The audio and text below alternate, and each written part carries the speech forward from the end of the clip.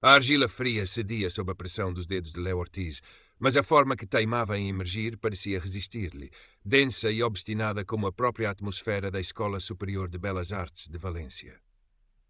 Terceiro ano. O ar dos estúdios, normalmente impregnado do cheiro doce e terroso da argila e do odor acre dos solventes, parecia-lhe cada vez mais rarefeito, pesado pela competição não dita e pelos olhares que o mediam, o avaliavam, o descartavam. A sua pele muito clara, quase translúcida, sob a luz poeirenta que se filtrava pelas altas janelas, contrastava com os cabelos escuros e desalinhados e os olhos castanhos, intensos, mas frequentemente velados por um cansaço que ia para além das noites mal dormidas. Vestia-se com a simplicidade de quem prioriza o essencial. Calças de ganga gastas, uma camisola escura que já vira melhores dias, ambas salpicadas de vestígios de tinta e barro seco, testemunhas silenciosas da sua dedicação. As mãos, ágeis e surpreendentemente fortes para a sua constituição magra, eram o seu mapa de batalhas, tingidas, gretadas, a prova viva da sua paixão. Era um talento bruto, inegável até para os professores mais cínicos, mas Leo carregava-o como um fardo delicado, sempre com medo de o deixar cair. A bolsa de estudos que o levara de um bairro modesto de Valência, talvez Russafa antes da sua completa gentrificação, ou um enclave operário como Torre Fiel, para aquele templo da arte, parecia mais uma corrente do que um privilégio. Sentia-se um peixe fora de água, nadando em círculos num aquário de luxo, rodeado por colegas cujos nomes de família ecoavam em galerias e cujas preocupações materiais eram inexistentes. E depois havia Zahra Al-Jamil. Zahra era um cometa incandescente no firmamento da escola. Pele morena-oliva que parecia brilhar com luz própria. Cabelos negros, longos e lustrosos, olhos amendoados, magnéticos, que sabiam como prender e desarmar. Deslizava pelos corredores em roupas de marca, um luxo discreto, mas inconfundível, joias que sussurravam fortunas. A sua postura era de uma rainha no seu reino, exalando uma confiança que roçava a arrogância. Era fisicamente deslumbrante e manipulava essa beleza com a mestria de um ilusionista. O seu desprezo por Leo não era ostensivo para todos, mas ele sentia-o como uma picada gelada na nuca. Um sorriso condescendente que lhe era dirigido quando pensava que ninguém via. Um comentário casualmente cruel disfarçado de crítica construtiva. Leo, a sua voz aveludada pingava ironia. Essa sua rusticidade é quase comovente. No seu pequeno apartamento, que também lhe servia de estúdio improvisado, o cheiro a água-rás misturava-se com o do café requentado. Ali, entre telas encostadas à parede e esculturas inacabadas que pareciam espectros à luz fraca de um candeeiro, Leo encontrava um simulacro de paz. A argila era a sua confidente, as tintas a sua voz. Ainda aqui, Leo? A voz de Sofia Ramírez sobressaltou-o. Estava à porta do estúdio partilhado na escola, já ao fim da tarde. Sofia era também bolseira, vinda de uma cidade mais pequena da comunidade valenciana.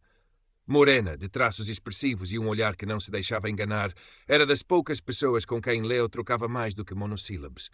Essa peça está a ficar incrível.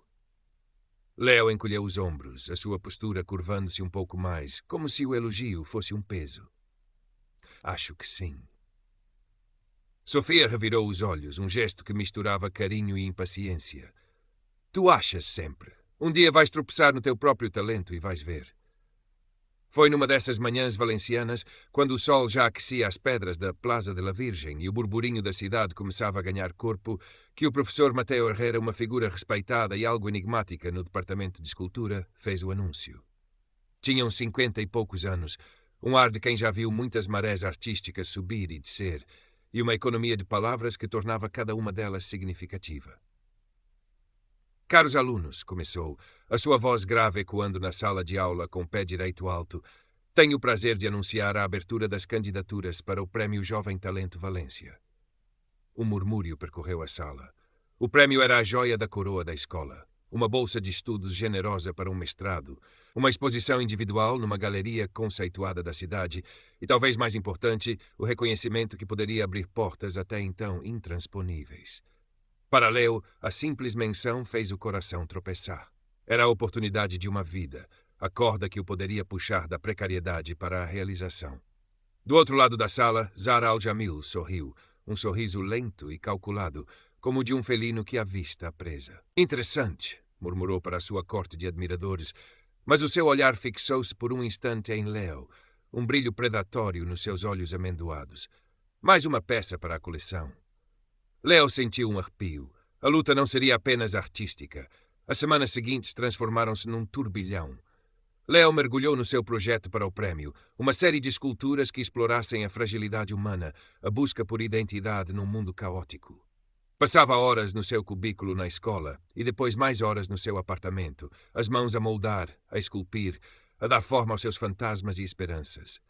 A argila, antes dócil, parecia agora imbuída da sua própria ansiedade. Zara, por sua vez, parecia florescer sob os holofotes da competição. Os seus projetos eram sempre grandiosos, tecnicamente irrepreensíveis, mas Leo não conseguia deixar de sentir uma frieza calculada neles, uma ausência de alma. E os seus ataques, antes subtis, tornaram-se mais frequentes. Um dia, um dos seus esboços mais promissores apareceu com uma mancha de café acidental. Noutro, um pequeno estudo em argila, deixado a secar na prateleira comum, surgiu com uma fenda inexplicável. "Oh, Leo, que desastre!" comentara Zara, com uma falsa compaixão que o fez cerrar os punhos. "Tens de ter mais cuidado com as tuas coisinhas." Sofia tornou-se o seu porto seguro. Trazia-lhe café, partilhava os seus próprios materiais quando os de Leo acabavam antes do fim do mês. E, mais importante, ouvia-o. "Ela é uma víbora, Leo", disse Sofia, sem rodeios, depois de testemunhar mais uma das críticas construtivas de Zara. "Não a deixes entrar na tua cabeça. O teu trabalho fala por si." Discutiam arte durante horas, Sofia desafiando, incentivando-a a abraçar a sua voz singular, a sua rusticidade comovente, que nas palavras dela era a sua maior força. Numa aula de teoria, o professor Matteo dissertava sobre a autenticidade na arte. Falava da diferença entre a técnica vazia e a expressão genuína, entre a imitação e a criação. Durante a sua explanação, o seu olhar pousou por instantes em Zara, que sorria com superioridade, e depois em Leo, que rabiscava nervosamente no seu caderno. Leo sentiu que aquelas palavras eram um enigma dirigido a ambos, uma chave que ele precisava de decifrar. O bloqueio criativo atingiu-o como um muro. As mãos, antes tão seguras, pareciam ter perdido o rumo. A argila não lhe obedecia, as ideias esvaíam-se. A pressão do prémio, as constantes alfinetadas de Zara, a sua própria insegurança crônica, tudo conspirava para o silenciar. Chegou a casa uma noite, o cheiro a terebintina e a desespero a pairar no ar do seu pequeno apartamento, e contemplou seriamente a ideia de desistir. Para que lutar uma batalha que parecia perdida à partida? Foi Sofia quem o encontrou assim, curvado sobre a mesa da cozinha, a cabeça entre as mãos. Não disse nada durante um longo momento, apenas lhe pousou uma mão no ombro. Depois, com a sua frontalidade habitual, disse: "Então? Vais deixar que ela ganhe sem sequer tentar-se?" As suas palavras, ou talvez a lembrança vívida do rosto do seu pai, um operário de mãos calejadas, a sorrir com um orgulho tímido quando ele lhe mostrara a carta de admissão da escola, acenderam uma pequena chama de teimosia no seu peito. Não iria desistir. Zara, no entanto, pareceu farejar a sua renovada determinação. A qualidade das peças de Leo, que começavam a tomar forma nos cantos do estúdio, não lhe passou despercebida. A inveja, mascarada de desdém, começou a fervilhar. E com ela, uma nova tática. Um boato começou a circular pelos corredores. Leo estaria a plagiar o estilo de um artista conceitual escandinavo pouco conhecido. "É óbvio", dizia Zara em voz alta nos cafés frequentados pelos estudantes, aquela angústia toda, aquela crueza.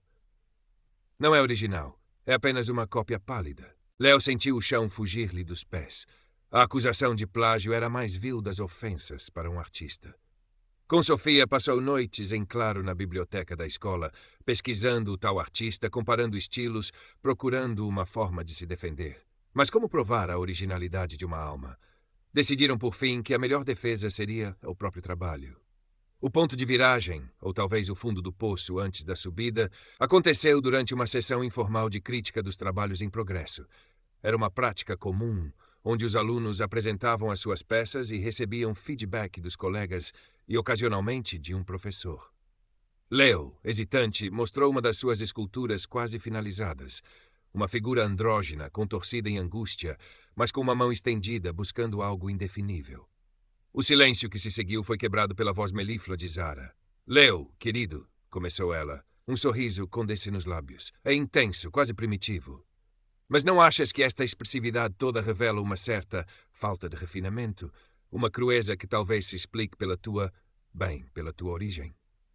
O veneno estava na pausa, no olhar que varreu as suas roupas simples, na sugestão de que a sua arte, como ele, era inerentemente inferior por vir de onde vinha. O sangue fugiu do rosto de Leo. As palavras atingiram-no com a força de um soco. Sentiu os olhares curiosos, alguns penalizados, outros divertidos, dos colegas. Quis desaparecer, evaporar-se. Foi Sofia quem rompeu o silêncio constrangedor. Levantou-se, o rosto afogueado de raiva. Falta de refinamento, Zara. Ou será que te incomoda a honestidade? A arte do Leo tem mais alma num dedo mindinho do que todas as tuas instalações pretensiosas juntas. Um murmúrio chocado percorreu a sala. Zara olhou para Sofia como se ela fosse um inseto insignificante. O professor Mateu, que assistia à sessão de um canto, permaneceu em silêncio, o seu rosto uma máscara impenetrável. Mas Leo viu, ou quis ver, um brilho fugaz de algo que não conseguiu decifrar nos seus olhos antes que ele se virasse e saísse da sala. A humilhação, no entanto, teve um efeito inesperado. A raiva justa, alimentada pelo apoio inabalável de Sofia, transformou-se numa torrente de energia criativa. Leo voltou para o seu estúdio com um fervor renovado. As suas mãos já não tremiam de insegurança, mas vibravam com propósito. As suas esculturas começaram a ganhar uma força, uma urgência que surpreendeu até a ele mesmo. A dor, a raiva, a esperança, tudo se fundia na argila, dando origem a formas que gritavam a sua verdade. Os dias que antecederam a exposição final foram uma névoa de trabalho intenso. O cheiro a pó de gesso e metal soldado pairava no ar. Zara desfilava pelos estúdios com uma confiança que beirava a ostentação, supervisionando a montagem da sua peça, uma instalação complexa e dispendiosa. Leo, por outro lado, passava os seus dias em silêncio, polindo, ajustando, vivendo e respirando as suas 3 esculturas. Estava ansioso, o estômago num nó constante, mas havia também uma estranha calma, a calma de quem deu tudo o que tinha. Na véspera da exposição, Sofia encontrou-o a contemplar as suas obras. São magníficas, Leo, disse ela, a voz suave. Amanhã deixa que elas falem por ti. O dia do julgamento amanheceu com um céu azul cobalto típico de Valência, mas Leo mal reparou. O grande salão de exposições da escola, normalmente um espaço amplo e luminoso, parecia agora um tribunal. As obras dos finalistas estavam dispostas com um cuidado quase reverencial. Um painel de jurados, o professor Mateu, ladeado por 2 curadores de renome vindos de Madrid e de Barcelona, percorria o salão, cadernos na mão, rostos sérios e impenetráveis. Zara foi a primeira a apresentar. A sua instalação, intitulada Reflexos da Psique Urbana, era uma amálgama de espelhos partidos, néons e projeções de vídeo. Tecnicamente, era irrepreensível. Falou com uma eloquência ensaiada sobre o conceito da alienação na metrópole contemporânea, a sua voz ecoando no silêncio tenso. Os jurados ouviram atentamente, fizeram algumas anotações, mas os seus rostos permaneceram neutros. Depois chegou a vez de Leo. O coração batia-lhe descontroladamente contra as costelas. Sentia o olhar de Zara, frio e expectante, cravado nas suas costas. Sofia, sentada na pequena secção reservada aos alunos, deu-lhe um sorriso encorajador. Ele respirou fundo. As suas 3 esculturas, modestas em tamanho quando comparadas com a grandiosidade da instalação de Zara, ocupavam um canto do salão. Eram 3 figuras humanas, moldadas em bronze com uma pátina escura, que lhes conferia um ar ancestral. A primeira, o grito silenciado, representava um corpo arqueado, a boca aberta num grito inaudível, as mãos crispadas. A segunda, resiliência fragmentada, era uma figura composta por pedaços que pareciam lutar para se manterem unidos, a beleza emergindo das próprias fraturas. A terceira, a mão estendida, era a mais serena.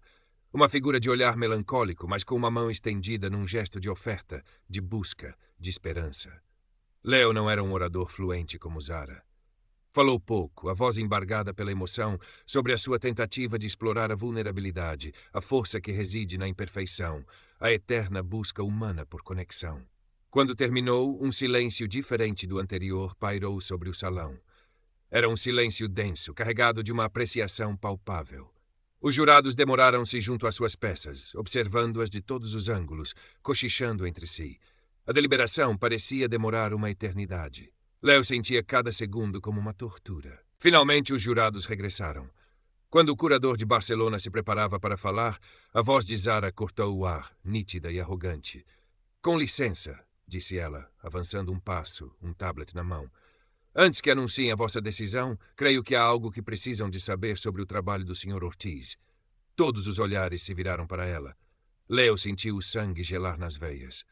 O estilo cru e emotivo do Sr. Ortiz, continuou Zara, um sorriso venenoso a bailar-lhe nos lábios. Não é receio tão original quanto parece. Na verdade, é uma imitação flagrante do trabalho de Lars Christiansen, um escultor conceptual dinamarquês. Ela manipulou o tablet, mostrando imagens de esculturas que à primeira vista pareciam ter uma vaga semelhança com as de Leo na sua angústia expressiva. Como podem ver, a originalidade do Sr. Ortiz é no mínimo questionável. O choque foi geral. Leo ficou pálido, a voz presa na garganta. Queria gritar que era mentira, mas as palavras não saíam. Sofia levantou-se de um salto, o rosto vermelho de indignação, pronta para intervir, mas uma mão firme pousou no seu braço. Era o professor Mateu. O professor avançou lentamente, a sua expressão calma contrastando com a tensão elétrica na sala. Pediu para ver o tablet de Zara. Analisou as imagens durante um longo momento, o seu olhar percorrendo cada detalhe.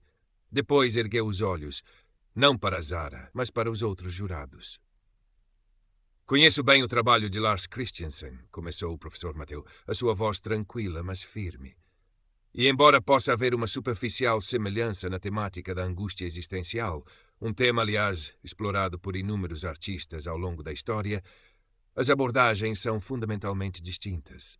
A técnica de Christiansen é muito mais minimalista, quase abstrata. As peças do Leo, e aqui o seu olhar pousou em Leo, um olhar que já não era indecifrável, mas sim carregado de uma serena convicção, revela um profundo conhecimento da anatomia, uma expressividade figurativa que é inteiramente sua. Acompanhei o processo criativo do Leo ao longo deste semestre. Vi estas formas nascerem da sua luta, da sua verdade. A originalidade aqui não é apenas inquestionável, é visceral. Ele devolveu o tablet a Zara. Quanto a estas imagens, senhorita Al-Jamil, algumas parecem estranhamente recortadas, outras com uma iluminação que não corresponde ao trabalho conhecido de Christiansen.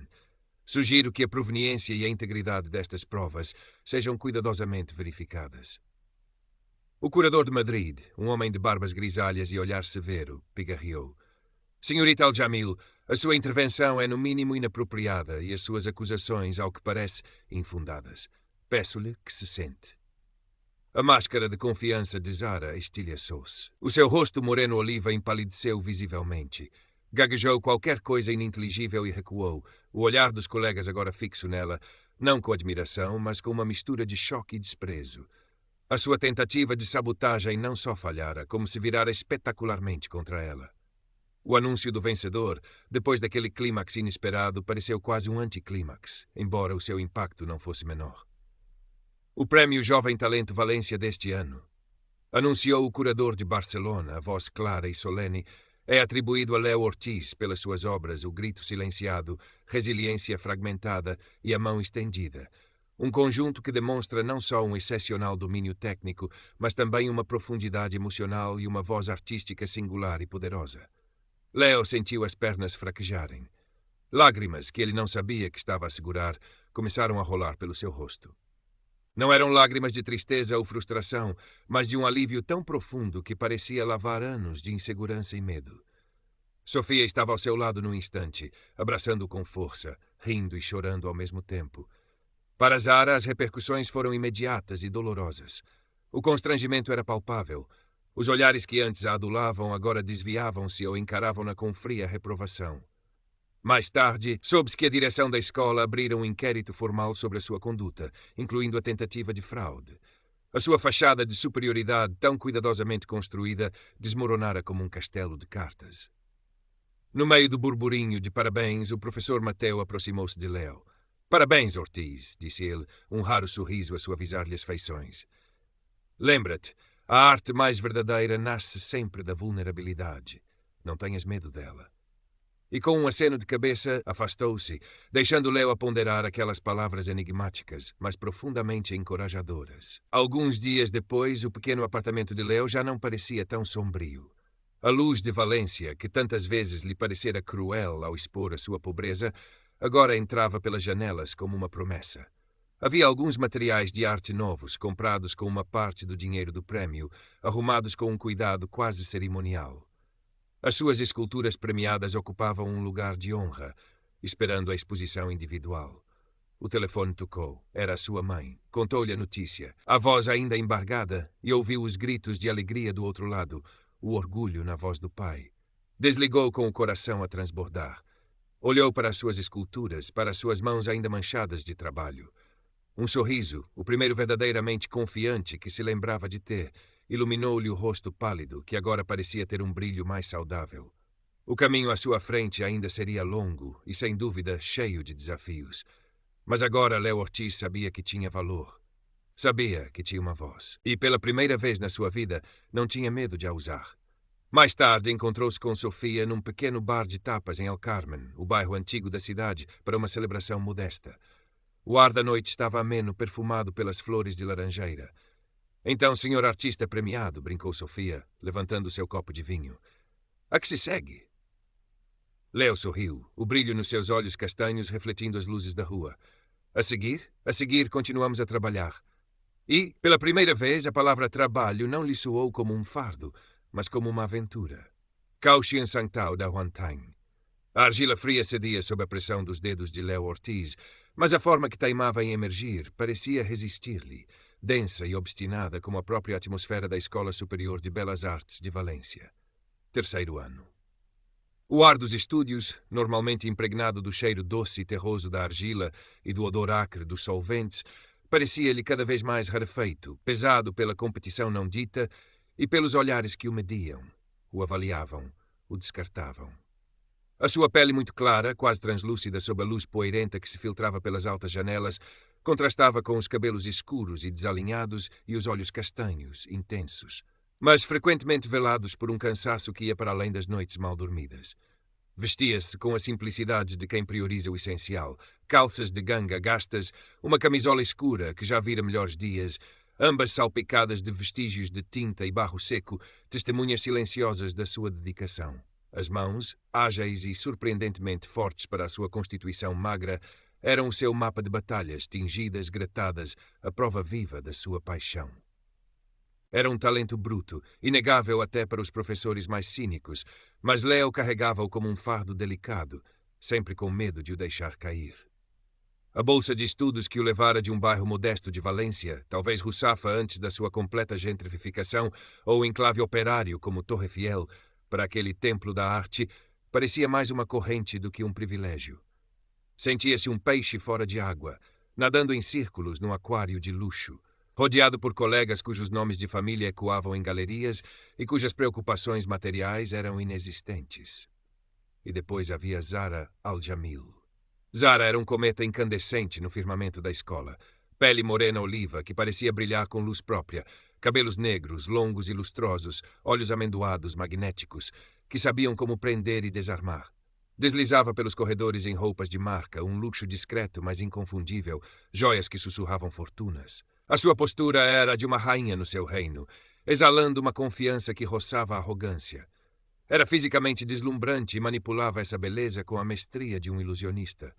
O seu desprezo por Léo não era ostensivo para todos, mas ele sentia-o como uma picada gelada na nuca, um sorriso condescendente que lhe era dirigido quando pensava que ninguém via, um comentário casualmente cruel disfarçado de crítica construtiva.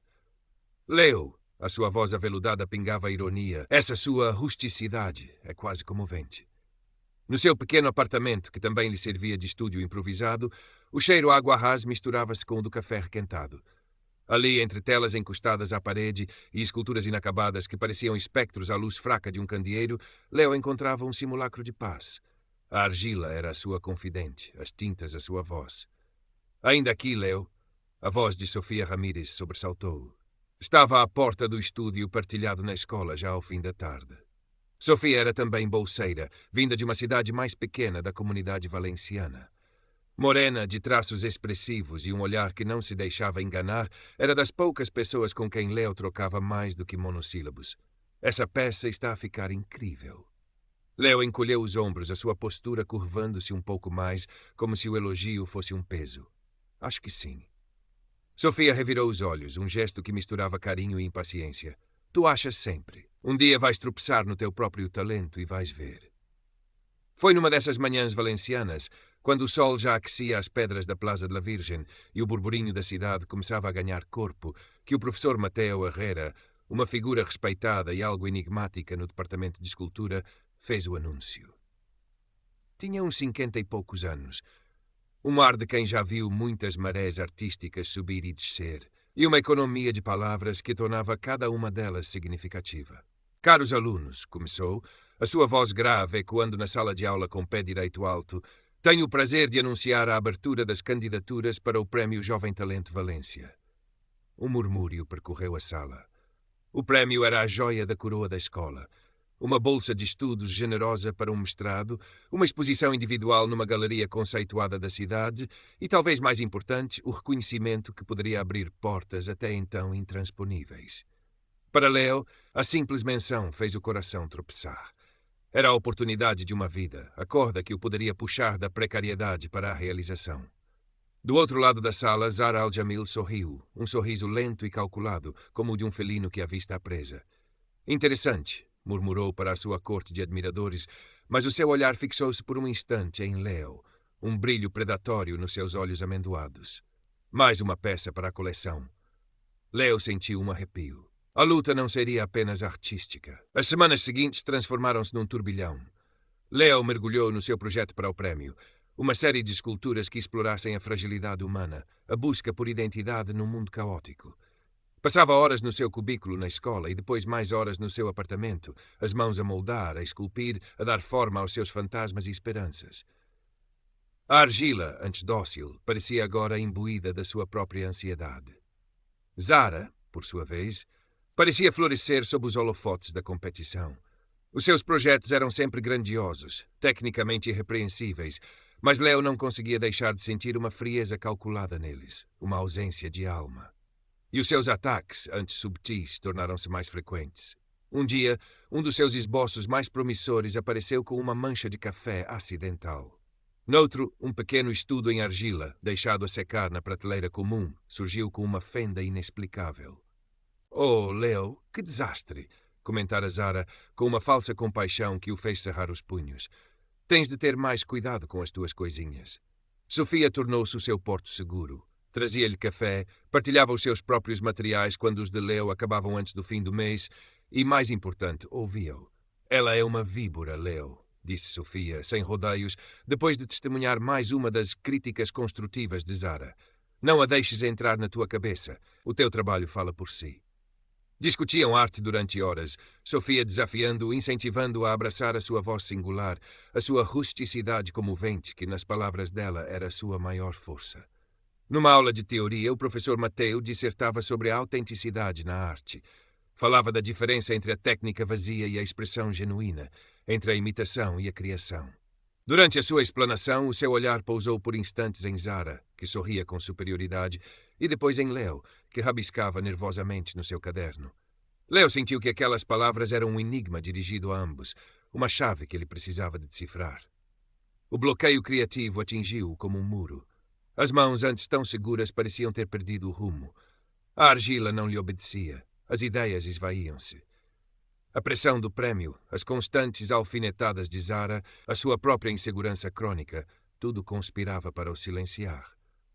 Chegou a casa uma noite, o cheiro a terebintina e a desespero a pairar no ar do seu pequeno apartamento, e contemplou seriamente a ideia de desistir. Para que lutar uma batalha que parecia perdida à partida? Foi Sofia quem o encontrou assim, curvado sobre a mesa da cozinha, a cabeça entre as mãos. Não disse nada durante um longo momento, apenas lhe pousou uma mão no ombro. Depois, com a sua frontalidade habitual, disse: Então, vais deixar que ela ganhe sem sequer tentares? As suas palavras, ou talvez a lembrança vívida do rosto do seu pai, um operário de mãos calejadas, a sorrir com um orgulho tímido quando ele lhe mostrara a carta de admissão da escola, acenderam uma pequena chama de teimosia no seu peito. Não iria desistir. Zahra, no entanto, pareceu farejar a sua renovada determinação. A qualidade das peças de Leo, que começavam a tomar forma nos cantos do estúdio, não lhe passou despercebida. A inveja mascarada de desdém começou a fervilhar. E com ela, uma nova tática. Um boato começou a circular pelos corredores. Leo estaria a plagiar o estilo de um artista conceitual escandinavo pouco conhecido. É óbvio, dizia Zahra em voz alta nos cafés frequentados pelos estudantes, aquela angústia toda, aquela crueza, não é original. é apenas uma cópia pálida. Leo sentiu o chão fugir-lhe dos pés. A acusação de plágio era a mais vil das ofensas para um artista. Com Sofia, passou noites em claro na biblioteca da escola, pesquisando o tal artista, comparando estilos, procurando uma forma de se defender. Mas como provar a originalidade de uma alma?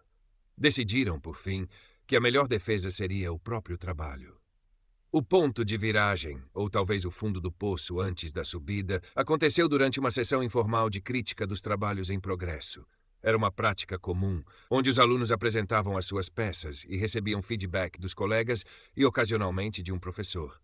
Leo, hesitante, mostrou uma das suas esculturas quase finalizadas, uma figura andrógena, contorcida em angústia, mas com uma mão estendida, buscando algo indefinível. O silêncio que se seguiu foi quebrado pela voz melíflua de Zara. Leo, querido, começou ela, um sorriso condescendente nos lábios.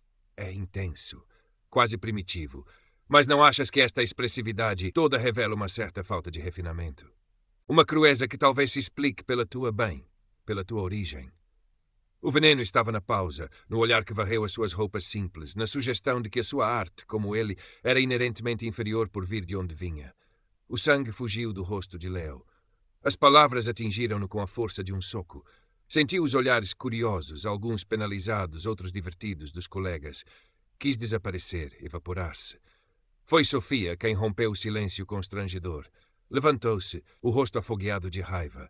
Falta de refinamento, Zara. Ou será que te incomoda a honestidade? A arte do Leo tem mais alma num dedo mindinho do que todas as tuas instalações pretensiosas juntas. Um murmúrio chocado percorreu a sala. Zara olhou para Sofia como se ela fosse um inseto insignificante. O professor Mateo, que assistia à sessão de um canto, permaneceu em silêncio, o seu rosto uma máscara impenetrável. Mas Leo viu, ou quis ver, um brilho fugaz de algo que não conseguiu decifrar nos seus olhos antes que ele se virasse e saísse da sala. A humilhação, no entanto, teve um efeito inesperado. A raiva justa, alimentada pelo apoio inabalável de Sofia, transformou-se numa torrente de energia criativa. Leo voltou para o seu estúdio com um fervor renovado. As suas mãos já não tremiam de insegurança, mas vibravam com propósito. As suas esculturas começaram a ganhar uma força, uma urgência que surpreendeu até a ele mesmo. A dor, a raiva, a esperança, tudo se fundia na argila, dando origem a formas que gritavam a sua verdade. Os dias que antecederam a exposição final foram uma névoa de trabalho intenso. O cheiro a pó de gesso e metal soldado pairava no ar. Zara desfilava pelos estúdios com uma confiança que beirava a ostentação, supervisionando a montagem da sua peça, uma instalação complexa e dispendiosa. Leo, por outro lado, passava os seus dias em silêncio, polindo, ajustando, vivendo e respirando as suas 3 esculturas. Estava ansioso, o estômago num nó constante, mas havia também uma estranha calma, a calma de quem deu tudo o que tinha. Na véspera da exposição, Sofia encontrou-o a contemplar as suas obras. São magníficas, Leo, disse ela, a voz suave. Amanhã, deixa que elas falem por ti. O dia do julgamento amanheceu com um céu azul cobalto típico de Valência, mas Leo mal reparou. O grande salão de exposições da escola, normalmente um espaço amplo e luminoso, parecia agora um tribunal. As obras dos finalistas estavam dispostas com um cuidado quase reverencial. Um painel de jurados, o professor Mateo, ladeado por 2 curadores de renome vindos de Madrid e Barcelona, percorria o salão, cadernos na mão, rostos sérios e impenetráveis. Zara foi a primeira a apresentar. A sua instalação, intitulada Reflexos da Psique Urbana, era uma amálgama de espelhos partidos, néons e projeções de vídeo. Tecnicamente era irrepreensível. Falou com uma eloquência ensaiada sobre o conceito da alienação na metrópole contemporânea, a sua voz ecoando no silêncio tenso. Os jurados ouviram atentamente, fizeram algumas anotações, mas os seus rostos permaneceram neutros. Depois chegou a vez de Leo. O coração batia-lhe descontroladamente contra as costelas. Sentia o olhar de Zara, frio e expectante, cravado nas suas costas. Sofia, sentada na pequena secção reservada aos alunos, deu-lhe um sorriso encorajador. Ele respirou fundo. As suas 3 esculturas, modestas em tamanho quando comparadas com a grandiosidade da instalação de Zara, ocupavam um canto do salão. Eram 3 figuras humanas, moldadas em bronze com uma pátina escura que lhes conferia um ar ancestral. A primeira, o grito silenciado, representava um corpo arqueado, a boca aberta num grito inaudível, as mãos crispadas. A segunda, resiliência fragmentada, era uma figura composta por pedaços que pareciam lutar para se manterem unidos, a beleza emergindo das próprias fraturas. A terceira, a mão estendida, era a mais serena. Uma figura de olhar melancólico, mas com uma mão estendida num gesto de oferta, de busca, de esperança. Leo não era um orador fluente, como Zara. Falou pouco, a voz embargada pela emoção, sobre a sua tentativa de explorar a vulnerabilidade, a força que reside na imperfeição, a eterna busca humana por conexão. Quando terminou, um silêncio diferente do anterior pairou sobre o salão. Era um silêncio denso, carregado de uma apreciação palpável. Os jurados demoraram-se junto às suas peças, observando-as de todos os ângulos, cochichando entre si. A deliberação parecia demorar uma eternidade. Leo sentia cada segundo como uma tortura. Finalmente, os jurados regressaram. Quando o curador de Barcelona se preparava para falar, a voz de Zara cortou o ar, nítida e arrogante. "Com licença", disse ela, avançando um passo, um tablet na mão. "Antes que anunciem a vossa decisão, creio que há algo que precisam de saber sobre o trabalho do Sr. Ortiz." Todos os olhares se viraram para ela. Leo sentiu o sangue gelar nas veias. "O estilo cru e emotivo do Sr. Ortiz", continuou Zara, um sorriso venenoso a bailar-lhe nos lábios. "Não é, receio, tão original quanto parece. Na verdade, é uma imitação flagrante do trabalho de Lars Christiansen, um escultor conceptual dinamarquês." Ela manipulou o tablet, mostrando imagens de esculturas que, à primeira vista, pareciam ter uma vaga semelhança com as de Leo na sua angústia expressiva. "Como podem ver, a originalidade do Sr. Ortiz é, no mínimo, questionável." O choque foi geral. Leo ficou pálido, a voz presa na garganta. Queria gritar que era mentira, mas as palavras não saíam. Sofia levantou-se de um salto, o rosto vermelho de indignação, pronta para intervir, mas uma mão firme pousou no seu braço. Era o professor Mateu. O professor avançou lentamente, a sua expressão calma contrastando com a tensão elétrica na sala. Pediu para ver o tablet de Zara. Analisou as imagens durante um longo momento, o seu olhar percorrendo cada detalhe. Depois ergueu os olhos, não para Zara, mas para os outros jurados. "Conheço bem o trabalho de Lars Christiansen", começou o professor Mateu, a sua voz tranquila mas firme. "E embora possa haver uma superficial semelhança na temática da angústia existencial, um tema, aliás, explorado por inúmeros artistas ao longo da história, as abordagens são fundamentalmente distintas. A técnica de Christiansen é muito mais minimalista, quase abstrata. As peças do Leo, e aqui o seu olhar pousou em Leo, um olhar que já não era indecifrável, mas sim carregado de uma serena convicção, revelam um profundo conhecimento da anatomia, uma expressividade figurativa que é inteiramente sua. Acompanhei o processo criativo do Leo ao longo deste semestre. Vi estas formas nascerem da sua luta, da sua verdade. A originalidade aqui não é apenas inquestionável, é visceral." Ele devolveu o tablet a Zara. "Quanto a estas imagens, Senhorita Al-Jamil, algumas parecem estranhamente recortadas, outras com uma iluminação que não corresponde ao trabalho conhecido de Christiansen. Sugiro que a proveniência e a integridade destas provas sejam cuidadosamente verificadas." O curador de Madrid, um homem de barbas grisalhas e olhar severo, pigarreou. "Senhorita Al-Jamil, a sua intervenção é no mínimo inapropriada e as suas acusações, ao que parece, infundadas. Peço-lhe que se sente." A máscara de confiança de Zara estilhaçou-se. O seu rosto moreno-oliva empalideceu visivelmente. Gaguejou qualquer coisa ininteligível e recuou, o olhar dos colegas agora fixo nela, não com admiração, mas com uma mistura de choque e desprezo. A sua tentativa de sabotagem não só falhara, como se virara espetacularmente contra ela. O anúncio do vencedor, depois daquele clímax inesperado, pareceu quase um anticlímax, embora o seu impacto não fosse menor. O prémio Jovem Talento Valência deste ano, anunciou o curador de Barcelona, a voz clara e solene, é atribuído a Leo Ortiz pelas suas obras O Grito Silenciado, Resiliência Fragmentada e A Mão Estendida, um conjunto que demonstra não só um excepcional domínio técnico, mas também uma profundidade emocional e uma voz artística singular e poderosa. Leo sentiu as pernas fraquejarem.